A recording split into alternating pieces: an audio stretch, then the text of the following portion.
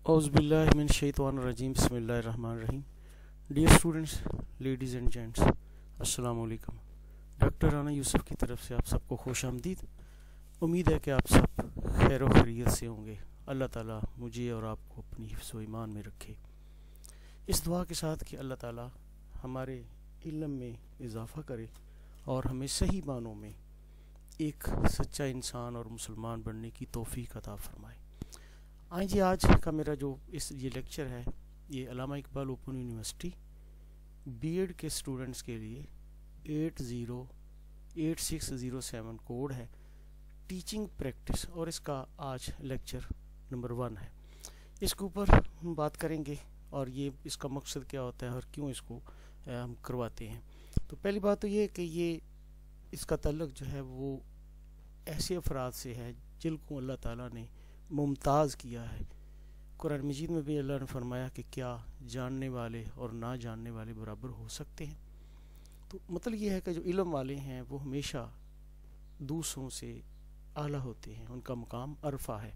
और ये भी हमें मिलता है कि अल्लाह ताला ने जब इस कायनात का आगाज़ ही किया, हज़रत आदम अलैहिस्सलाम को बनाया, तो फ़रिश्तों पर जो उन्हें फजीलत दी थी वो उनके इल्म की वजह से दी थी। तो पता चलता है कि इल्म वालों का एक बड़ा मुकाम है। और ख़ास तौर पे जब हम टीचर की बात करते हैं तो टीचर का तो मुकाम बहुत ज़्यादा है, जो ना सिर्फ तालीम याफ्ता होता है बल्कि वो इस तालीम को आगे फैलाता है, वो इस नूर को आगे फैलाता है। क्योंकि अल्लाह ने फरमाया कि अल इल्म नूर, के इल्म जो है ये नूर है, ये रोशनी है। ये नबी वसल्लम की हदीस मुबारका भी है कि इल्म नूर है। तो जो नूर है उसको फैलाने वाला जो है वो बहुत बड़ा इस दुनिया के अंदर मोहसन है उन लोगों का जिनको वो इल्म की रोशनी देता है। तो टीचर वो है जिसका हमेशा से और हमेशा आला मकाम रहेगा हमारे मुआशरे में। तो आइए जी, हम बात करते हैं कि टीचर प्रैक्टिस के अंदर किन चीज़ों को हमने देखना है इस कोड के अंदर। तो सबसे पहले तो हम देखते हैं कि इसकी जो कोर्स डिस्क्रिप्शन, इसके बारे में थोड़ा सा बता दें। This course is a supervised experience in working with children in a classroom setting. ये किसी क्लासरूम की सेटिंग में एक सुपरवाइज्ड एक्सपीरियंस है, यानी जिसको सुपरवाइज किया जा रहा होगा और उसके तहत हम तजर्बा हासिल करते हैं। एक टीचर जो है किसी क्लासरूम के माहौल को देखेगा और उसके साथ एक मेंटोर होगा जिससे वो गाइडलाइन लेगा। इस तरह से वो एक टीचर को काम करते हुए देखेगा और उसे आगाही हासिल करेगा।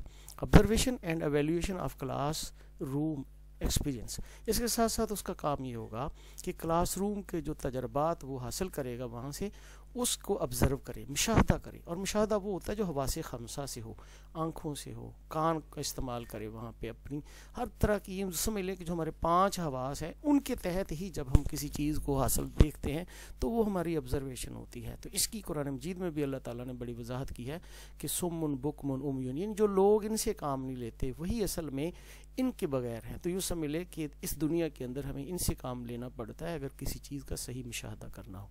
तो क्लासरूम की एवेल्यूएशन करनी है कि क्लासरूम के अंदर जो तजर्बात, उसकी एवेल्यूएशन से मुराद होती है कि जायज़ा लेना है कि पहले इसके बारे में मेरा कॉन्सेप्ट क्या था और अब क्या है और आने वाले दौर में मुझे क्या करना चाहिए उस टीचर को देख के जिसको हम देख रहे हैं। लर्निंग इन्वायरमेंट, इसी तरह से जो एक लर्निंग का माहौल है, ताल्लुम का माहौल, वो देखना कि किस तरह से ताल्लुम वकूफ़ पज़ीर होता है, किस तरह से ज़्यादा मौसर होता है। And classroom management will be emphasized to develop observational skills of prospective teacher. और ये जो प्रोस्पेक्टिव टीचर यानी आने वाले दौर का टीचर बन रहा है, ये इस बात पर भी जोर दिया जाएगा कि ये क्लासरूम जो मैनेजमेंट है उसकी स्किल को भी सीखे, एक क्लास को कैसे मैनेज किया जाता है। तो क्लास की मैनेजमेंट के अंदर क्लास के अंदर रोशनी, वेंटिलेशन, इसके साथ साथ इस चीज़ को यकीनी बनाना कि क्या बच्चे वाकई ही सबको वाइट बोर्ड या जो बोर्ड नज़र आ रहा है या जो एड्स इस्तेमाल कर रहे हैं और क्या जो टीचर है उसकी आवाज़ सब तक जा रही है, और इसके साथ साथ उन बच्चों को नज़्म ज़ब्त में रखना और उसके साथ इंटरेक्शन को भी कायम रखना, ये सारा क्लासरूम मैनेजमेंट में आता है। The prospective teachers will be evaluated by the mentor teacher in the classroom. यहाँ पे एक बात सीन में रख लें कि जिस तरह से रिसर्च के अंदर जब रिसर्च करते हैं तो एक सुपरवाइज़र लिया जाता है। रिसर्चर तो खुद रिसर्च करता है लेकिन सुपरवाइज़र उसको सुपरवाइज करता है, बताता है कि ये ठीक नहीं है, इसको यूँ बदलो, ये ऐसे नहीं, आपने ये काम ऐसे करना है, उसका गाइड होता है। इसी तरह से जब किसी स्कूल में जाना है तो आपको एक मेंटोर की ज़रूरत होती है। मेंटोर वो है जो आपको गाइड करेगा, रहनुमाई देगा, जिससे आप मुख्तलिफ चीज़ों के ऊपर मशवरा लेंगे। वो मेंटोर के लिए आपको रिक्वेस्ट करना पड़ेगी उस शख्स से जो आपका मेंटोर बनना चाहिए, यानी आप उसको रिक्वेस्ट करेंगे तो वो तब आपके साथ वो कोऑपरेट करेगा। The prospective teachers will be evaluated by the mentor teacher in the classroom as well as in school. तो ज़ाहिर है कि वो जो आपका मेंटोर है वो आपका भी जायज़ा लेगा कि क्लासरूम में क्या आपने भी उसी तरह से परफॉर्म कर रहे हैं जो आपका काम है ऑब्जर्वेशन करने का, और स्कूल को वो आपको गाइड करेगा कि कौन कौन सी चीज़ें हैं। This course will require 42 hours in a practicum site और स्कूल, यानी जब आपने उस जगह पे जाना है जहाँ से ऑब्जर्वेशन करनी है तो 42 आवर्स यानी 42 घंटे आपने गुजारनी है, हर रोज़ 3 घंटे। 14 दिन की आपकी ये फील्ड विजिट हैं और उसमें हर रोज़ आपने 3 घंटे जो है सर्व करना होते हैं।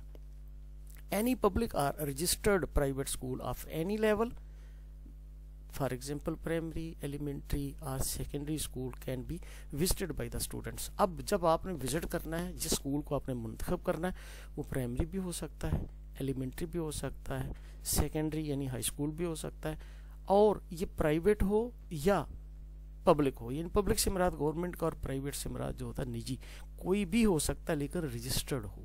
तो इस चीज़ का ख्याल रखा जाएगा। आगे हम देखते हैं जी कोर्स लर्निंग आउटकम। आउटकम्स क्या हम तो रखते हैं, असल में ये ऑब्जेक्टिव हैं जो तय किए जाते हैं कोर्स के अंदर, और जब बच्चा उनको परफॉर्म करता है तो जो वो परफॉर्म कर सकता है वो आउटकम्स होते हैं, लर्निंग आउटकम। मिसाल के तौर पे ऑब्जेक्टिव ये है जो हम यहाँ पे बताने लगे हैं, और जो टीचर सीख के उसको परफॉर्म कर सके वो आउटकम है। मिसाल के तौर पे जो हमने तय कर दिया वो तो हमारे ऑब्जेक्टिव है जो हमने तय कर दिए, लेकिन सारे के सारे ऑब्जेक्टिव तो एक स्टूडेंट यानी वो नहीं कर सकता अचीव, अगर कर ले तो वो सारे आउटकम बन जाते हैं, और या जितने करे वो आउटकम है। तो after completion of the course the trainee teachers will be able to, जब ये कोर्स मुकम्मल हो जाएगा तो जो ट्रेनिंग टीचर है, जो ट्रेनिंग ले रहा है, जिसने आगे मुस्तकबिल में टीचर बनना है, उसको क्या होना चाहिए, observe and evaluate classroom experiences. वो इस काबिल हो जाएगा कि क्लासरूम के जो तजर्बात हैं उनको मुशाहदा कर सके और उनका जायज़ा ले सके, यानी उनकी खूबियाँ खामियाँ परख सके, देख सके कि कैसे मौसर कर सकते हैं, देख सके कि किस तरह से मज़ीद एफिशिएंसी टीचर की बेहतर हो सकती है, बच्चों की लर्निंग बेहतर हो सकती है, बच्चों को बेहतर इंटरेक्ट किया जा सकता है। Make observations of school activities classroom observation, और इसी तरह से स्कूल के अंदर जहाँ पे किताबें पढ़ाई जाती हैं वहाँ पे दीगर एक्टिविटीज़ भी हैं, वहाँ पे बज़्म अदब भी होता है, प्रे भी होती है, इसी तरह स्पीचेस, डिबेट सब कुछ होता है, और दूसरा बच्चों को सरगर्म रखने के लिए मुख्तलिफ एक्टिविटीज़ क्लासरूम के अंदर भी करवाई जाती हैं। कोऑपरेटिव लर्निंग होता है, कोलैबोरेटिव लर्निंग। तो यूँ समझ लें कि उन तमाम सरगर्मियों का जायज़ा लेना भी वो सीख लेगा। Right anecdotal record. Anecdotal record क्या होता है, एक अच्छा टीचर हमेशा अपने बच्चों के साथ इस तरह वाबस्ता रहता है कि उनके कल्चर को समझता है, उनकी बैकग्राउंड को समझता है, उनकी नफ्सियात को समझता है, फिर उनके जो आउटकम्स वो क्लास में लेता है उनको सामने रखता है, उनकी एप्टीट्यूड, इंटरेस्ट, सब कुछ वो एक नोट में लिखता है, उस बच्चे की फ़ाइल में लिखता है। जिस तरह से आजकल जो जदीद स्कूल है वहाँ पे आप जाते हैं तो फ़ाइल की सूरत में आपको बच्चे की फ़ाइल मौजूद होती है, जिसके अंदर उसकी हिस्ट्री सारा कुछ, कि बच्चा किस लेवल का है, इसका ज़हनी लेवल क्या है, बच्चे के अंदर कौन सी चीज़ जो है वो ज़्यादा मोटिवेटेड है, कौन सी कम है, वो सारे होते हैं। इसी को सामने रख के ही पेरेंट्स के साथ मीटिंग की जाती है। ये है राइट एनकेडोटल रिकॉर्ड। उसको ये भी पता चल जाता है कि ये रिकॉर्ड कैसे लिखना है। Make observation checklist. फिर जब आपने ऑब्जर्वेशन करनी है तो जिन चीज़ों को चेक करना है उसकी हम एक चेक लिस्ट बनाते हैं। इसके ऊपर मेरा एक अलग टॉपिक होगा, यानी जो इसके नेक्स्ट जब मेरा लेक्चर आएगा उसके ऊपर चेक लिस्ट कैसे बनानी और किस तरह चेक करनी वो होगा। तो वो चेक लिस्ट बनानी होती है को कैसे उसको हमने ऑब्जर्व करना है, कौन कौन से फैक्टर्स को, उसके इंडिकेटर्स कौन से होंगे। Prepare field notes. फिर इसका एक और भी है कि इस काबिल हो जाएगा कि फील्ड नोट्स बना सके। प्रिपेयर ऑब्जर्वेशन रिपोर्ट, और इसी तरह से फील्ड नोट के बाद ऑब्जर्वेशन रिपोर्ट जो उसने पेश करनी वो बना सके। आज हम देखते हैं कि ये जो टीचिंग प्रैक्टिस पार्ट 1 है इसके सेगमेंट क्या है, कितने हिस्से हैं। This segment consist of workshop, school visits यानी इंटर्नशिप 2 वीक्स, और तीसरा field notes and 2 observation report. ये 3 हिस्सों पर मुश्तमिल है। एक वर्कशॉप जो आपने फिजिकली करनी है, और जब ये कोरोना था तो ये ऑनलाइन थी। दूसरा जो है वो स्कूल विजिट्स, इंटर्नशिप। जैसे ये 3 दिन की वर्कशॉप ख़त्म होगी तो तमाम स्टूडेंट्स जो हैं, ये जो ट्रेनी टीचर हैं, वो अपने अपने स्कूलों में जो उन्होंने डिसाइड कर लिए होंगे वहाँ पे वो विज़िट के लिए जाएंगे 2 हफ्तों के लिए। और हर हफ्ते मैंने बताया कि हर रोज़ 3 घंटे का उनका वहाँ पे दौरानिया होगा। Field notes and 2 observation report. अब वहाँ पे जो उन्होंने ऑब्जर्वेशन करनी है उसके फील्ड नोट्स लिखने हैं, और वो फील्ड नोट्स जो होते हैं उसके बाद उन्होंने ऑब्जर्वेशन 2 रिपोर्टें लिखनी है। 14 फील्ड नोट्स यानी हर रोज़ एक फील्ड नोट लिखेंगे। फील्ड नोट से मुराद ये थी कि वहाँ पे जो उन्होंने ऑब्जर्व किया, जो देखा, उसको उसी मनो अन लिखेंगे, और उसके बाद आपने जो उसने असल ऑब्जर्व किया, जो रिफ्लेक्शन थी, वो ऑब्जर्वेशन रिपोर्ट्स में लिखेंगे जो 2 उनकी होंगी। अब वर्कशॉप क्या है? This workshop is a mandatory part of teaching practice. अब ये टीचिंग प्रैक्टिस की मैंडेटरी पार्ट है, यानी इसको छोड़ नहीं सकते, हर एक के ऊपर ये लाजमी है कि इसको करे। If a student remains absent from the workshop, he or she will not be allowed to submit his or her work। यानी अगर कोई बंदा अपने आप को वर्कशॉप में वो नहीं जाएगा, अटेंड नहीं करेगा, तो वो फिर उसको ये मौका नहीं मिलेगा या इजाज़त नहीं मिलेगी कि वो अपना जो फील्ड वर्क है वो सबमिट करवा सके।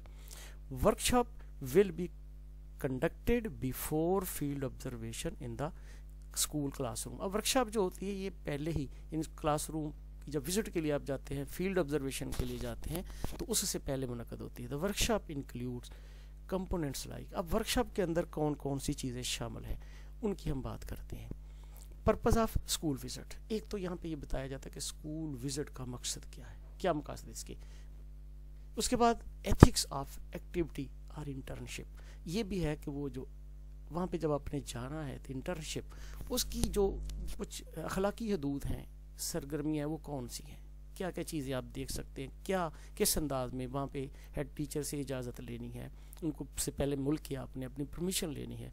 फिर उसके साथ एक मेंटोर के लिए जो बंदा है उस मेंटोर से आपने रिक्वेस्ट करनी है, वो आपको साथ स्कूल में आपको गाइड करेगा, यानी आपको वो गाइड करेगा और आपको हेल्प देगा, असिस्ट करेगा सीखने में, लर्न करने में और आपकी ऑब्जर्वेशन को मौसर बनाने में। इसके साथ साथ प्री ऑब्जर्वेशन गाइड, फिर ये कि आपको प्री ऑब्जर्वेशन, ये ऑब्जर्वेशन से पहले जो आपको गाइडलाइन देना, ये भी वर्कशॉप का एक मकसद है। ऑब्जर्वेशन चेकलिस्ट, फिर चेकलिस्ट कैसे बनानी है, ये भी मैंने ये सारी बातें की है कि ये सारी जो मेरे नेक्स्ट चैप्टर के अंदर आएंगी, नेक्स्ट लेक्चर के अंदर। Techniques for observation in school, फिर स्कूल के अंदर जब आपने ऑब्जर्वेशन करनी है तो उसकी टेक्निक्स क्या है, तरीके क्या है, किस किस तरह से आप ऑब्जर्व कर सकते हैं। ऑब्जर्वेशन इन स्कूल क्लासरूम, फिर क्लासरूम के अंदर जब आपने ऑब्जर्व करना है तो वो क्या तरीकाकार होगा, किन किन चीज़ों के ऊपर फोकस करना है। Preparing field notes, field notes कैसे तैयार करने हैं। Some practical issues of teaching, training, school and classroom management, और फिर कुछ ऐसे भी इश्यूज होते हैं जो क्लासरूम में लर्निंग के मतलब होते हैं, टीचिंग में मामलात आते हैं, फिर क्लासरूम को मैनेजमेंट में आते हैं। इनके बारे में ये जितनी भी चीज़ें हैं इसके ऊपर मेरे जो नेक्स्ट चैप्टर लेक्चर्स आएंगे उनमें इनकी बात करेंगे, जो पॉसिबल होगा इधर मैं यहाँ भी बात करूँगा अभी। अब देखते हैं हम स्कूल विजिट या इंटर्नशिप, ये क्या है। 2 weeks internship in a school, 3 hours per day is mandatory for each trainee teacher. Her trainee teacher के लिए 3 घंटों का हर रोज़ जाना 2 हफ्तों के लिए ज़रूरी है। This is a field based experience, ये जो है फील्ड बेस्ड एक्सपीरियंस कहते हैं। देखें एक बंदा जो है फौजी है, उसको प्रैक्टिस तो वो करता रहता है अपनी जहाँ पे वो रहता है दफातर में, वहाँ पे उसको सारे हुनर सिखाए जाते हैं, क्लासरूम के अंदर भी बताया जाता है, वेपन पकड़ना भी सिखाया जाता है। आप देखते हैं कि हमेशा आए दिन हमारे पाकिस्तान में भी ये न्यूज़ होती हैं कि आज जंगी मशकें हो रही हैं बलूचिस्तान के अंदर, फलां के अंदर। ये उनको फील्ड बेस्ड एक्सपीरियंस बताए जाते हैं कि जब तक वो मैदानी जंग में नहीं जाता उसको पता नहीं चलता। इसी तरह से जब एक टीचर जो है वो टीचर के सारे कोर्सेज कर लेता है, किताबें पढ़ लेता है, इल्म आ जाता है, लेकिन कैसे उस इल्म का इजहार करना है, कैसे बच्चों को बेहतर लर्निंग करवानी है, वो तभी आता है जब अमली तौर पे देखता है। तो ये फील्ड बेस्ड एक्सपीरियंस, ये एक्सपीरियंस मिलता है जो उस मैदान के बारे में जहाँ पे जाकर परफॉर्म करना है। This offers the opportunities for a trainee teacher to work in a professional setting. अब ये उस ट्रेनी टीचर को एक मौका मिल जाता है कि वो उस पेशा वराना माहौल के अंदर काम करे, related to their specialization courses, जो उसके ख़ास कोर्सेज के मतलब है। ज़ाहिर वो टीचर बनने जा रहा है, तो जब वो टीचर बनता है तो उसने तो टीच करना है, तो वहाँ पे जाके अपने स्पेशलाइजेशन कोर्स जो हैं टीचिंग के, इसी के मतलब का वो प्रोफेशनल सेटिंग देखेगा, पेशा वराना अंदाज में कि एक टीचर कैसे पढ़ाता है और कैसे पढ़ाना चाहिए। This component has practical application. ये जो आप कंपोनेंट वहाँ पे जाके करेंगे, ये जो हिस्सा है ये इसका तल्लक अमली तौर पे, यानी आप अमली तौर पे सीखेंगे। But it also have intellectual content, लेकिन इसका तल्लक हमारे जहनी कंटेंट से भी है। ये तो देखे ना कि जब तक हमारा जहन नहीं है, सोच अच्छी नहीं है, हम कैसे मैनेज कर सकते हैं एक्टिविटीज़ को। तो यूँ समझ ले वहाँ पे दोनों पहलुओं से हमारी ट्रेनिंग होती है, अमली तौर पे भी और जहनी तौर पे भी। The trainee teacher will be supervised by some teacher mentor in the school. ये मैंने पहले भी बताया कि आपको यानी टीचर को वहाँ पे जो सुपरवाइज करेगा, गाइड करेगा। अब सुपरवाइज से मुराद ये है कि आपने उसके मशवरे को बताना कि सर मैं ऐसे कर रहा हूँ, ऐसे कर रही हूँ, क्या ये ठीक है? वो आपको मशवरा देगा, क्योंकि वो आपसे पहले ट्रेंड टीचर है, उसको पता है कि ऑब्जर्वेशन कैसे करनी है। अच्छा, वो आपको हेल्प करेगा। तो वो नहीं होगा जिस क्लास में आप पढ़ा रहे, वो ही टीचर नहीं होगा, क्योंकि उसको तो ऑब्जर्व करना है। तो जो बंदा खुद जिसको आप ऑब्जर्व कर रहे हैं वो आपका मेंटोर कैसे हो सकता है?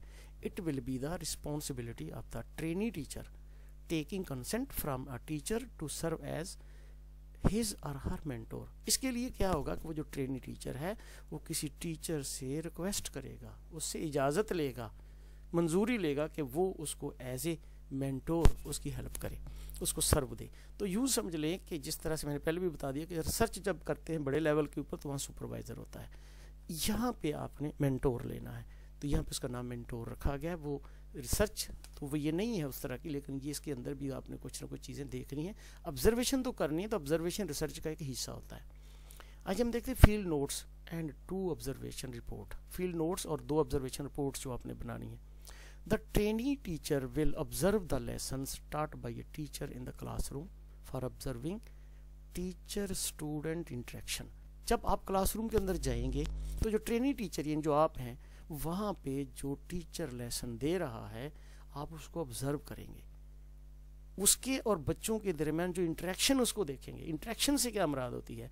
इंटरेक्शन ये होती है कि जब बच्चे भी सबक में इन्वॉल्व हो जाते हैं और टीचर तदरीस के दौरान बच्चों का भी जायज़ा लेता रहता है और उनको साथ शामिल करता है, तो ये इंटरेक्शन है। तो आपस में उनका तामल है, वो उससे सीखते हैं, सवालात करते हैं, उनके सवालात का जवाब देता है, वो उनके मुख्तलिफ जो पहलू हैं तजस्सुस के उनको उभारता है, उनको मुख्तलिफ पहलुओं के बारे में सोच देता है, विजन देता है। और इस तरह बच्चे भी उसके साथ इंटरेक्ट करते हैं, सवालात पूछते हैं, अपना नुक्ता नज़र बयान करते हैं, तो इसको इंटरेक्शन बोलते हैं। और दूसरा, बच्चों को अलर्ट रखना और हर वक्त तवज्जो में रखना और उनको मोटिवेटेड रखना, ये उसकी इंटरेक्शन में शामिल है। And flow of the lesson in the classroom, और क्लासरूम के अंदर जो लेसन का बहाव है वो देखना कैसा है, कैसी रवानी से चल रहा है, क्या वाकई लर्निंग हो रही है, कम्युनिकेशन ठीक हो रही है। Sample observation are given in the appendix. आपकी जो ये बुक है मैनुअल, इसके अंदर सैम्पल ऑब्जर्वेशन भी दिए हुए हैं, आप उनको भी पढ़ेंगे तो आपको समझ आएगी कि वो किस तरह से ऑब्जर्वेशन की है। वहाँ पे एक वो लड़की है जिसके बारे में बताया, जिसने बताया कि मैंने अलाइड स्कूल को ऑब्जर्व किया, तो इस तरह से वो एक मुकम्मल स्टोरी दी हुई है, आपको वहाँ से गाइडलाइन मिल जाएगी। The trainee teacher will keep a written record of classroom observation in his or her professional portfolio. आप एक अपनी प्रोफेशनल पोर्टफोलियो बनाएंगे। पोर्टफोलियो क्या है? जो आपका रिकॉर्ड है। मिसाल के तौर पे आप क्लासरूम में पढ़ रहे हैं ना, तो जब टीचर बोलता जा रहा है तो सारा आप लिख नहीं सकते, उसमें से जो मेन पॉइंट है वो अपने अंदाज में लिख लेते हैं, निशानी लगा लेते हैं, अपने ख़ास सिंबल्स में लिख लेते हैं उसको। वो आपको पता है कि इसका क्या मतलब था, वो बन जाता है आपके पास एक रफ सा आइडिया डायरी में। और शाम को आप बैठते हैं तो वो आप पॉइंट देखते हैं और आपकी सारी कहानी समझ में आ जाती है, वो आप नोट करते जाते हैं, जो जो पॉइंट देखते हैं नोट कर। अब ये उस पर आपने एक्सप्लेन करके वहाँ लिख लिया। अब वो जो पहले मवाद अपने क्लासरूम में इकट्ठा किया था उसको हम पोर्टफोलियो कहते हैं। तो जब आपने वहाँ पे जाना है तो एज ए प्रोफेशनल पर्सन जाना है, आपका जो पोर्टफोलियो का प्रोफेशनल पोर्टफोलियो है, जो आप ऑब्जर्व करेंगे इसी तरह से आप मुख्तसर किसी ख़ास अंदाज में लिखते जाएंगे। वो आपको मदद देगा कि जब आप रात को घर बैठेंगे और उसको लिखने की कोशिश करेंगे कि कहानी बनाएंगे, तो वो सारे पॉइंट आपको एक लाइन फ्राहम कर देंगे। तो इसको हम प्रोफेशनल पोर्टफोलियो कहते हैं। The trainee teacher will observe different aspects और एक्टिविटीज़ ऑफ स्कूल क्लासरूम।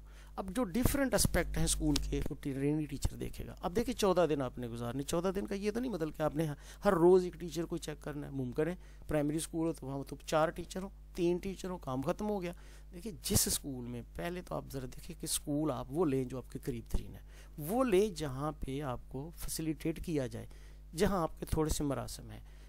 ये एटिकेट्स में शामिल है कि आप जाके इजाज़त लें हेडमास्टर साहब से, जो हेड टीचर हैं या प्रिंसिपल हैं, और उनको अपना नुक्ता नज़र बताएं और उनको बताएं कि मैं आपके स्कूल को सिर्फ एज ए टीचर मैं लर्न करने के लिए आई हूँ, आपकी को खामियां निकालने के लिए नहीं आई।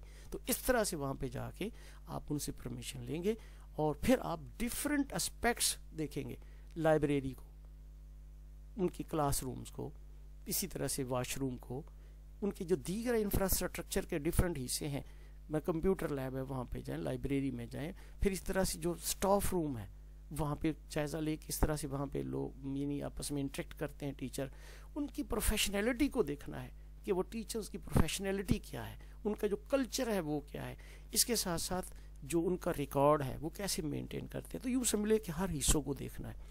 It may include school observation, teacher observation, student observation, observation in library, laboratory, school assembly में एक दिन चले जाना है कि कैसे असेंबली कंडक्ट करते हैं, स्कूल लीडरशिप, फिर देखना है कि जो उनका टीचर है, हेड टीचर है, वो किस तरह से उनको लीड करता है, क्या उसके अंदर एक लीडर वाले वो साफ पाए जाते हैं।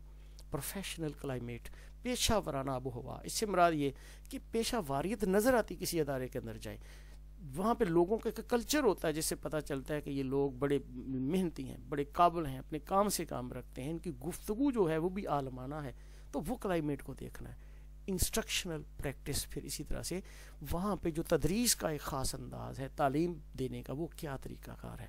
Observing different types of record, मुख्तलिफ़ किस्म के रिकॉर्ड को देखना, मतलब बच्चों की हाज़िरी कैसे लगाते हैं, बच्चों का दाखिल खारिज का रजिस्टर कैसे गए, जो हेड मास्टर साहब हैं वो किस तरह से आर्डर जो होते हैं वो किन अल्फाज में और कैसे लिख के भेजते हैं, वो आर्डर बुक को देखना। फिर इसी तरह से क्या तरीक़ाकार है वहाँ पे अप्लाई, छुट्टी के लिए अप्लाई करने का वो क्या तरीक़ाकार है, अगर शॉर्ट लीव लेनी तो उसका क्या तरीक़ाकार है, बच्चों के मामलात कैसे हैं, उनके रिकॉर्ड को कैसे मेंटेन रखा जाता है, उनकी फाइल्स को कैसे बनाया जाता है।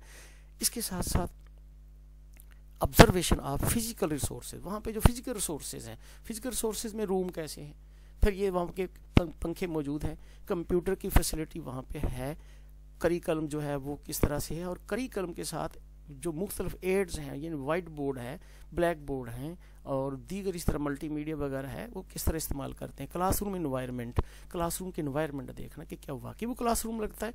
इस तरह टीचिंग एड्स देखना है, टीचिंग एड्स के अंदर मैप्स होते हैं, चार्ट होते हैं, इसी तरह से विजुअल एंड ऑडियो एड्स होती हैं कि क्या वहाँ पे वो कोई मूवी भी दिखा के बच्चों को पढ़ाते हैं या सिखाते हैं या ऑडियोज़ वगैरह सुनाते हैं, ये सारी इसको देखा जाता है। Each day the trainee teacher will record reflective notes about his or her observation in the notebook provided with the manual।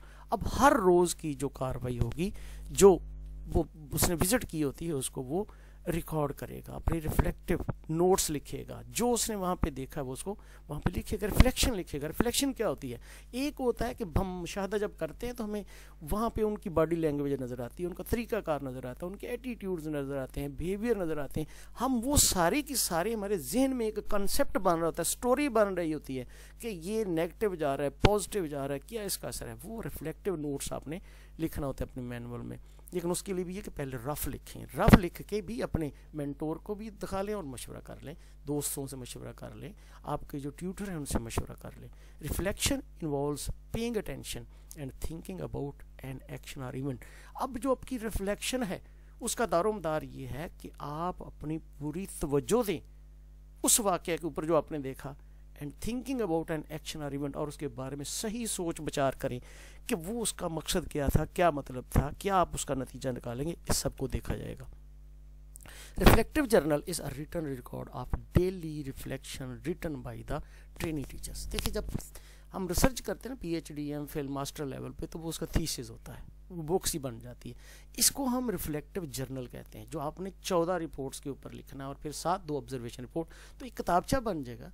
तो reflective journal is written record, तो ये रिफ्लेक्टिव जर्नल बन जाता है ना आपका एक, यानी जिसको हम रिसाला कहते हैं। तो ये रिटन रिकॉर्ड है of daily reflection written by the trainee teachers too. अब ये जो है वो जो डेली बेस के ऊपर वो लिखता है अपनी रिफ्लेक्शन को, तो एक जर्नल बन जाता है। तो इसका मकसद क्या होता है, think and learn from the past.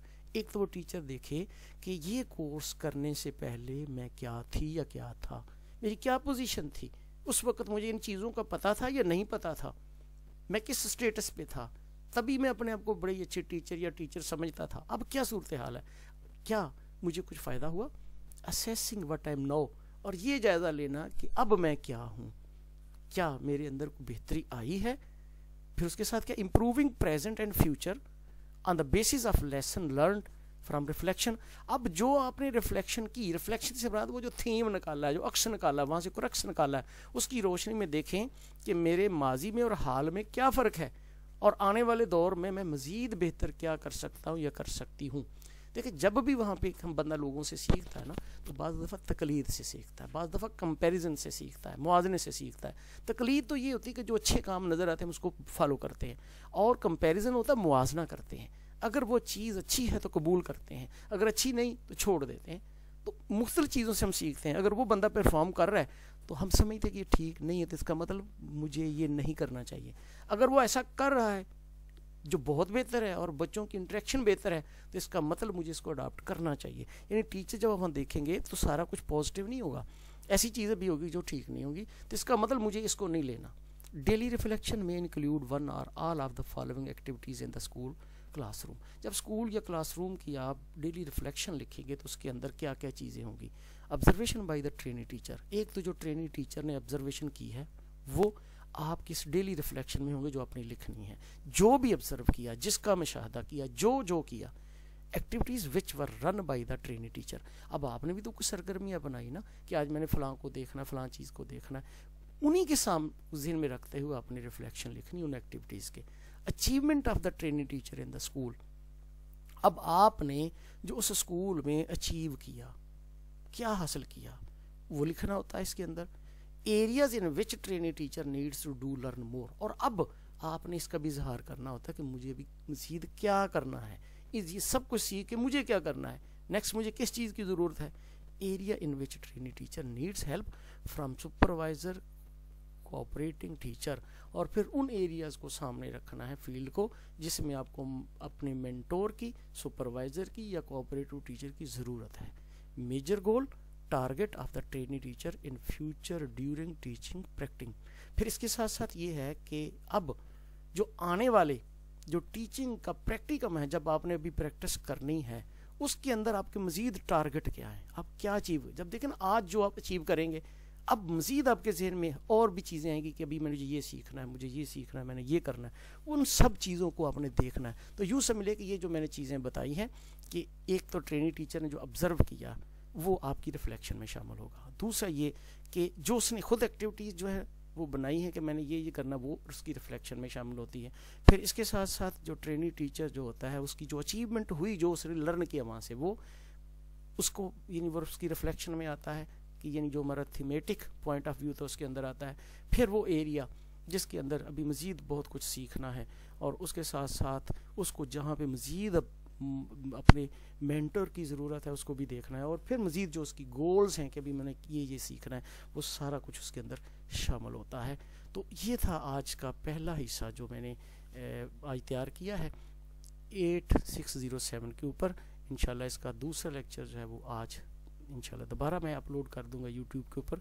आपको ये मेरा अच्छा लगे लेक्चर तो दुआओं में याद रखिएगा, और मेरे चैनल को भी सब्सक्राइब करें ताकि आने वाली हर वीडियो जो है वो आपको मिलती रहे।